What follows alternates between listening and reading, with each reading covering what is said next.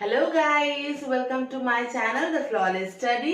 मैं हूँ पूजा, आपको हिसाब पढ़ने में हेल्प करूंगी। कैसे हो आप लोग? ठीक हो ना? ओके। तो आज हम लोग पढ़ेंगे क्या जो लॉस ऑफ मोशन का लास्ट दो लॉ बचा हुआ था, second law of motion and third law of motion. Previous class में हम लोग फोर्स के बारे में, फर्स्ट लॉ ऑफ मोशन के बारे में पढ़ चुके हैं। तो आज पढ़ेंगे सेकेंड लॉ ऑफ मोशन और third law of motion. And next class में हम पढ़ेंगे conservation of momentum and some numericals regarding this laws. ठीक है, तो स्टार्ट करने से पहले like, share and subscribe and bell icon को दबा दीजिए ताकि आगे आने वाली सारी वीडियोस की अपडेट आपको मिल जाए। ठीक है, चलो स्टार्ट करते हैं सेकेंड लॉ ऑफ मोशन। तो ये second law of motion start करने से पहले और एक जो टर्म है मोमेंटम, वो जानना हम लोगों को बहुत ज्यादा जरूरी है। नहीं तो सेकेंड लॉ ऑफ मोशन में इसी टर्म को यूज किया गया है। तो फर्स्ट हम लोग पढ़ते हैं मोमेंटम। ये एक नया टर्म है मोमेंटम। मोमेंटम है क्या? Momentum means the momentum is a measure of a moving object, measure of a moving object that is the product of its mass and velocity. ठीक है, तो ये क्या है? एक मूविंग जो बॉडी है, मूविंग जो ऑब्जेक्ट है, उसका कुछ चीज को मेजर करना है। जो मेजर हम करेंगे क्या? उसका मास एंड वेलोसिटी को प्रोडक्ट करने के बाद। मतलब मोमेंटम को हम डिनोट करते हैं P से, तो मास को डिनोट करते हैं M से एंड वेलोसिटी को डिनोट करते हैं V से। तो P equals to M into V is our momentum. ठीक है, तो यहाँ पे मूविंग ऑब्जेक्ट इसीलिए बोला हुआ है कि अगर रेस्ट कंडीशन में कोई हो तो रेस्ट कंडीशन में वेलोसिटी क्या होता है? जो बॉडी रेस्ट में है उसका वेलोसिटी ऑल द टाइम होता है v equals to 0 when it is rest, है ना? तो v इक्वल्स टू 0 होगा तो m into 0 that equals to 0 momentum. तो रेस्ट कंडीशन में अगर रेस्ट कंडीशन हो then p momentum equals to 0। जब भी कोई ऑब्जेक्ट रेस्ट कंडीशन में रहे उसका मोमेंटम होगा 0, उसका मोमेंटम नहीं रहेगा। और अगर कोई भी मोमेंटम रहेगा तो उसका मतलब कोई भी ऑब्जेक्ट मूविंग कंडीशन में रहेगा जिसका कोई वेलोसिटी रहेगा एंड कोई मास रहेगा, तो उसका मोमेंटम हम निकालेंगे उससे, उसका मास और वेलोसिटी को मल्टीप्लाई कर देंगे तो हमारा जो मोमेंटम है वो निकल के आएगा। ठीक है, तो ये हुआ हमारा मोमेंटम। ओके, अब हम निकालेंगे क्या? Unit of momentum. तो मोमेंटम का मतलब क्या? m into V, mass into velocity. तो यहाँ पर हम मोमेंटम का यूनिट कैसे निकालेंगे? मास का यूनिट क्या होता है? मास का यूनिट होता है kg और वेलोसिटी का यूनिट होता है क्या? Metre per second. तो kg मीटर पर सेकेंड, ये हुआ हमारा ऐसा यूनिट p का, है ना? और cgs यूनिट क्या होगा p का? ग्राम सेंटीमीटर पर सेकेंड, ये होगा हमारा सीजीएस यूनिट ऑफ मोमेंटम। ठीक है, ये दोनों यूनिट है मोमेंटम का। क्लियर हुआ? सो मोमेंटम पढ़ लिए। अब हम पढ़ेंगे second law of motion. Second law of motion में न्यूटन साहब ने सेकेंड लॉ ऑफ मोशन में क्या बोले हैं बताया है क्या? The rate of change of motion is directly proportional to the applied unbalanced force in the direction of force. ठीक है, तो फर्स्ट ऑफ ऑल एक चीज बोलना भूल गई कि P equals to M V. तो ये V होता है हमारा वेक्टर यूनिट, है ना? वेक्टर यूनिट एंड M होता है स्केलर यूनिट। सो जब भी कोई स्केलर और वेक्टर का मल्टीप्लिकेशन हो तो अल्टीमेटली वो वेक्टर यूनिट बन जाता है। तो P is also a vector unit. तो P का भी एक डायरेक्शन होगा और एक मैग्नीट्यूड होगा। तो देखो यहाँ पे rate of change of momentum, तो यहाँ पे दो वर्ड के ऊपर हम ज्यादा फोकस करेंगे। एक तो ये रेट और दूसरा है ये चेंज ऑफ मोमेंटम। तो change of momentum, normal momentum का मतलब क्या होता है? मोमेंटम होता है P equals to M V. मान लो कोई एक ऑब्जेक्ट है, यहाँ पर एक ऑब्जेक्ट है, ऑब्जेक्ट A। इस ऑब्जेक्ट का क्या होगा? मास है हमारा m। ठीक है, मास है m। अब इनिशियली वेलोसिटी, इनिशियल वेलोसिटी को हम u से डिनोट करते हैं ना? और सेम ऑब्जेक्ट यहाँ पर है, वही सेम ऑब्जेक्ट A, उसका भी मास m। तो इनिशियल वेलोसिटी के बाद जो सम डिस्टेंस कवर करने के बाद उसका जो वेलोसिटी होता है वो हो जाता है हमारा v। इंक्रीज करके हमारा v बन गया। अब देखो यहाँ पर एक फोर्स अप्लाई किया है ना, फोर्स, और यहाँ पे क्या कुछ डिस्टेंस और कुछ वेलोसिटी को कवर करने के लिए हमारा कुछ टाइम भी लगेगा, तो वो जो टाइम है यहाँ पर वो होता है t। तो इनिशियल पोजीशन में हमारा p क्या होगा, इनिशियल पोजीशन को हम पी आई लिख रहे हैं, p सफिक्स i, तो इनिशियल मोमेंटम हो जाएगा m इंटू यू, ठीक है। फाइनल को हम पी एफ से डिनोट करते हैं, ये हो जाएगा हमारा m इंटू वी। ये दो मोमेंटम, ये इनिशियल के लिए है, ये फाइनल के लिए है, क्लियर है। चेंज ऑफ मोमेंटम, किसी भी चीज का चेंज करने का मतलब क्या होता है, फाइनल से हम इनिशियल को माइनस सब्सट्रैक्ट करते हैं, तब हमारा कितना चेंज हुआ है वो समझ में आता है ना। डिफरेंस निकालते हैं ना, फाइनल से इनिशियल का जो डिफरेंस होता है वही हमारा चेंज होता है। तो यहाँ पे चेंज ऑफ मोमेंटम क्या होगा,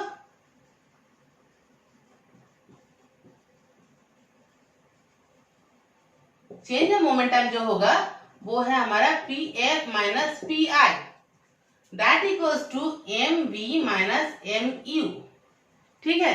ये हो गया हमारा चेंज ऑफ मोमेंटम, इतना। लेकिन यहाँ पर क्या था, rate of change of momentum. तो ये rate of change of, rate of, जब भी कहीं पर भी रेट ऑफ समथिंग बोला होता है वहां पर हमको टाइम से उसको डिवाइड करना पड़ता है। तो यहाँ पर rate of change of momentum मतलब चेंज ऑफ मोमेंटम को हम टाइम से अगर डिवाइड करेंगे तो हमारा rate of change of momentum निकल के आएगा, क्लियर हुआ। तो यहाँ पर अगर हम करेंगे कि rate of change of momentum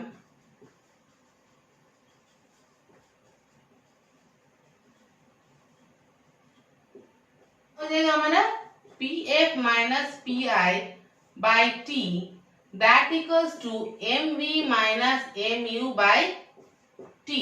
सो ये हो गया हमारा rate of change of momentum M we minus M you by T, clear हुआ। अभी इसको इरेज करके हम उसका नेक्स्ट वाला स्टेप में जा रहे हैं, ठीक है। तो देखो ये हो गया हमारा rate of change of momentum M we minus M you by t, हमने कैलकुलेट किया है। तो इसके बाद हमारा क्या बोला है, rate of change of momentum of body is directly proportional to the applied unbalance force. तो फोर्स को हम F से डिनोट करते हैं, इसका मतलब according to second law of motion F varies m we minus M you by t, होगा ना।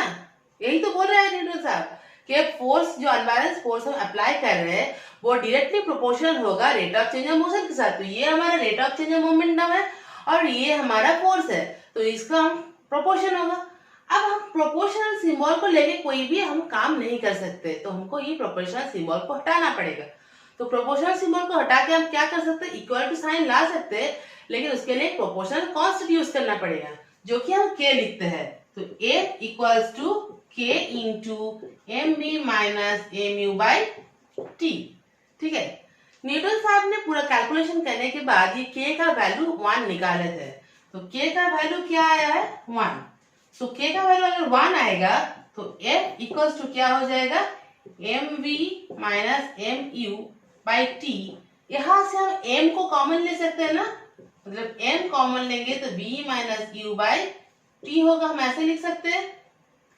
अब बोलो ये v minus u by T मतलब क्या है, rate of change of velocity. ये जो है v minus u by t ये क्या है, ये है rate of change of velocity, है ना, rate of change of velocity which is acceleration.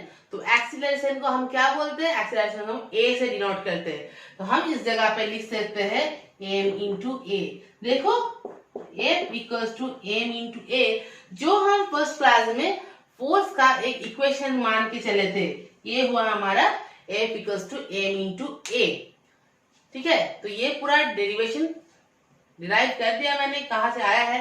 तो आई होप कि समझ में आया होगा। तो आप अगर समझ में नहीं आया तो दोबारा और एक बार देख लीजिए इसको, वीडियो को, आगे जाके समझ में आ जाएगा। तो यहाँ से हमको दो इक्वेशन, मतलब एक ही इक्वेशन ही है बट दोनों फॉर्म में है, वो याद रखना बहुत जरूरी है। फॉर द न्यूमेरिकल्स कम में आएगा बहुत जगह पे। एक होगा ये वाला F equals to m into a and दूसरा वाला होगा ये वाला, इसको हम एक बार लिख देते हैं F equals to m v minus u by t, ये वाला, ये दोनों जो इक्वेशन है, ये दो इक्वेशन को आप अच्छे से याद रखिए। ये जो दो इक्वेशन है, ये वाला और ये वाला, इन दोनों इक्वेशन को अच्छे से याद रखिए। ये है हमारा सेकेंड लॉ ऑफ मोशन से आया है, इसको हम फाइंड आउट किया है। तो F equals to ma and F equals to v minus m into v minus u by T. Clear ना? सो इसको हम पोंछते हैं, पोंछ के नेक्स्ट चीज है वो लिखते हैं। अच्छा, एक चीज भूल गई, P equals to m into v, P equals to m into v. तो देखो ये P जो है, ये P जो है m के साथ डायरेक्टली प्रोपोर्शनल है एंड P जो है v के साथ भी डायरेक्टली प्रोपोर्शन है when v constant and when m constant है ना। तो मतलब क्या, मास अगर ज्यादा होगा किसी भी ऑब्जेक्ट का, किसी भी बॉडी का, अगर दोनों बॉडी लिए हम, दोनों ऑब्जेक्ट लिए, किसी का मास ज्यादा है बट वेलोसिटी हम सेम दे रहे हैं, ये एक है, ये है 1b, यहाँ पर भी हम v दे रहे हैं, यहाँ पर भी हम v दे रहे हैं, तो क्या होगा, मोमेंटम किसका ज्यादा होगा? इसका सोच लो 5 kg, इसका सोच लो 25 kg, और इसका सोचो हम v एंड इसका भी 2 मीटर पर सेकेंड। तो इसका क्या हो जाएगा, इसका जो a मोमेंटम हो जाएगा pa, क्या हो जाएगा 5 into 2 that equals to 10 kg metre per second, और pb का हो जाएगा 25 into 2 that equals to 50 kg metre per second. So देखो ये जो मास है, मास के हिसाब से हमारा मोमेंटम जो है वो इंक्रीज कर रहा है। मास इंक्रीज किया तो मोमेंटम इंक्रीज किया। सेम वे में क्या होगा, अगर वेलोसिटी को हम इंक्रीज करेंगे, मास को कांस्टेंट रखेंगे, तो क्या हो जाएगा, मोमेंटम हमारा इंक्रीज कर जाएगा। क्लियर हुआ ना? अच्छा चलो, एक एग्जांपल है कि एक खाली ट्रैक है और एक फील्ड ट्रैक है। दोनों ट्रैक क्या कर रहे हैं, 10 किलोमीटर पर आवर की स्पीड में, रफ्तार में चलना स्टार्ट किया है। तो दोनों का मोमेंटम किसका ज्यादा होगा? मास किसका ज्यादा है? मास ज्यादा है हमारा जो फील्ड ट्रैक है, उसका मास ज्यादा है, तो उसका मोमेंटम ज्यादा होगा। तो एक दोनों ट्रैक अगर जा रहा है, दोनों ट्रैक क्या हुआ, एक चीज के अगर ऊपर धक्का लगाया तो किस में ज्यादा इंजरी होगा? किसके हिसाब से ज्यादा इंजरी होगा? जो फील्ड ट्रैक है उसने जिसको धक्का दिया उसका ज्यादा इंजरी होगा, क्योंकि उसका मोमेंटम ज्यादा है, क्योंकि उसका मास ज्यादा है। ठीक है, अगर सोचो जो बॉल को जो कैच करता है, जो फील्डर्स लोग होते हैं ना, जो क्रिकेट में फील्डर्स लोग होते हैं, बॉल को जो कैच करते हैं, तो उसको देखना क्या, बॉल को ऐसे लेके ऐसे कैच नहीं कर लेते हैं। बॉल को कैच करने के बाद धीरे धीरे नीचे लाते हैं। क्यों लाते हैं? क्योंकि हमारे हाथ में टाइम को एक्सपेंड करने के अलावा और कुछ नहीं रहता है। जैसे बॉल को अगर मानो यहाँ पर अगर बॉल जो आ रहा है, तो बॉल को लाने के बाद हाथ में जब पकड़ेंगे, उसका final velocity all the time होगा 0। यू वो लेके आ रहा है, तो वो भी है फिक्स है ना, वो भी फिक्स है। तो यू फिक्स है, हमारा v 0 वो भी फिक्स है। मास, तो बॉल का मास आने के बाद तो चेंज नहीं हो जाएगा, तो मास भी फिक्स है और कांस्टेंट है। ठीक है, तो ये all the things are constant. हमारा जो मोमेंटम फोर्स का जो डेफिनेशन है, उसमें क्या डेफिनेशन है, F equals to m into v minus u by t, यही था ना। तो इसमें m v minus u all are constant, तो F इक्वल्स टू क्या हो जाएगा हमारा, F इक्वल्स टू हो जाएगा हमारा constant by t, that means A proportion to 1 by t. ये जो A प्रोपोर्शन 1 बाई टी है, इसका मतलब है हमारा t टाइम अगर हम इंक्रीज कर पाएंगे तो फोर्स हमारा कम होगा, अगर टाइम डिक्रीज कर देंगे फोर्स ज्यादा होगा। तो ये बॉल को अगर ऐसे तुरंत कैच कर लेंगे तो इतना ज्यादा जो उसका मोमेंटम लेके जो आ रहा था, जो फोर्स में कन्वर्ट हो गया, वो मोमेंटम हमारे हाथ में बहुत ज्यादा लगेगा और हमारा हाथ इंजर्ड हो जाएगा। लेकिन उसको अगर हम धीरे धीरे ऐसे लेके लाएंगे, टाइम को हम इंक्रीज कर रहे हैं, अगर टाइम इंक्रीज हो जाएगा तो हमारा ऊपर जो फोर्स हाथ में लगेगा वो थोड़ा कम लगेगा, तो हमारा इंजरी कम होगा। क्लियर हुआ? अच्छा, नेक्स्ट देखो, ये जो है हमारा सेकेंड लॉ ऑफ मोशन, ये फर्स्ट लॉ ऑफ मोशन के साथ इंटर रिलेटेड है। मतलब सेकेंड लॉ ऑफ मोशन से हम फर्स्ट लॉ ऑफ मोशन को डिराइव कर सकते हैं। कैसे कर सकते हैं? फर्स्ट लॉ ऑफ मोशन में क्या बोले, लॉ ऑफ इनर्शिया ना, उसमें क्या बोले, किसी भी ऑब्जेक्ट को अगर एक्सटर्नली फोर्स अप्लाई ना किया जाए तो वो जो रेस्ट कंडीशन में है तो वो रेस्ट कंडीशन में रहेगा, और मोशन कंडीशन में है तो वो मोशन में, यूनिफॉर्म मोशन में वो चालू रहेगा, राइट। तो मतलब क्या है, उसका फोर्स, हम अप्लाइड फोर्स अगर जीरो करेंगे तो इनिशियल वेलोसिटी और फाइनल वेलोसिटी हमारा सेम होना चाहिए। यही तो है फंडा। फर्स्ट लॉ ऑफ मोशन तो यही बोल रहा है ना, अगर हम फोर्स को जीरो कर देंगे तो हमारा v इक्वल्स टू यू निकलेगा, v इक्वल्स टू हमारा u निकलेगा। यही तो हमको निकालना है। इसको प्रूव करने के लिए सेकेंड लॉ ऑफ मोशन क्या था, सेकेंड लॉ ऑफ मोशन जो है वो F equals to m into v minus u by t, ये हमारा है सेकेंड लॉ ऑफ मोशन। यहाँ पर हम F को कर देंगे जीरो, तो F को अगर जीरो कर दिए तो zero equals to m into v minus u by t. अब इस t को इधर क्रॉस मल्टीप्लाई कर देंगे तो हो जाएगा zero equals to M we minus M u. अब इसको अगर इस साइड ले आएंगे तो m u equals to M v, और m जो है दोनों का कांस्टेंट सेम है तो ये कट जाएगा, हो जाएगा हमारा u इक्वल्स टू v, जो हमको प्रूव करना था, जो हमारा फर्स्ट लॉ ऑफ मोशन में बोला गया है। तो ये हुआ हमारा derivation from the second law of motion to the first law of motion. Clear हुआ। नेक्स्ट आते हैं third law of motion. Third law of motion जो है वो बहुत पॉपुलर है, ये लॉ ऑफ मोशन हर कोई को आता है। क्या, every action has equal and opposite reaction, मतलब जितना तुम फोर्स अप्लाई करोगे तो उतना ही फोर्स तुमको बैक में मिलेगा। जैसे सपोज ये हम यहाँ पर फोर्स अप्लाई कर रहे, धक्का दे रहे हैं, तो जितना हल्के से हम धक्का देंगे उधर से हमारा हाथ में उतना कम प्रेशर लगेगा, और जितना ज्यादा हम धक्का देंगे हमारा हाथ में प्रेशर उतना ही ज्यादा लगेगा। मतलब मैं जितना प्रेशर और फोर्स अप्लाई कर रही हूँ, बैक साइड से वाल भी हमारे ऊपर उतना ही फोर्स अप्लाई कर रहे हैं। ठीक है, ये है हमारा थर्ड लॉ ऑफ मोशन। उसका कुछ एग्जाम्पल्स है जिससे हम और अच्छे से समझ में आ जाएगा। सोचो कि ये क्या है, ये एक बोट है और यहाँ पे जो है एक आदमी खड़ा है। तो ये आदमी जो है वो क्या करेगा, इधर से जब यहाँ पर वो छलांग लगाएगा पानी में, जो छलांग लगाएगा तब क्या होगा, वो एक फोर्स अप्लाई करके छलांग लगा रहा है, इसलिए ये जो बोट है वो इधर सरक जाएगा और ये जो आदमी है वो इधर आ जाएगा। तो ये क्या हुआ, जितना एक्शन वो अप्लाई कर रहा है उतना इधर आएगा। तो यहाँ पर भी क्या हुआ, एक्शन जितना दिया अपोजिट एंड इक्वल रिएक्शन भी मिला। ठीक है, जैसे बुलेट होता है ना, जैसे गन होता है ना, बुलेट क्या हो, तो ये बुलेट में क्या होता है, जो गन से जब बुलेट निकलता है तो क्या होता है, निकलने के टाइम वो सीधा फोर्स निकलता है ना, सीधा इधर इस साइड निकलता है। तो हमारा तो गन को जब पकड़ते हैं, गन पीछे से धक्का देता है, मतलब जितना फोर्स वो आगे निकला है, गन को पकड़ने वाला को उतना ही मजबूत से पकड़ना पड़ता है ताकि उसका वो पीछे आने वाला फोर्स को वो होल्ड कर पाए, नहीं तो वो गन को लेके गिर जाएगा। ठीक है, तो ये भी है एक क्या, थर्ड लॉ ऑफ मोशन का एप्लीकेशन। नेक्स्ट एप्लीकेशन क्या है, रॉकेट।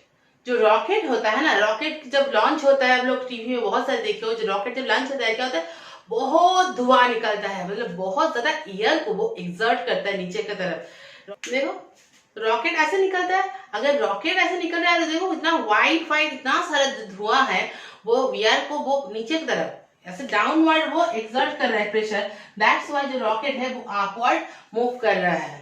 ठीक है, ये भी क्या हुआ, हम एक्सर्ट कर रहे हैं तभी हम आगे जा पा रहे हैं।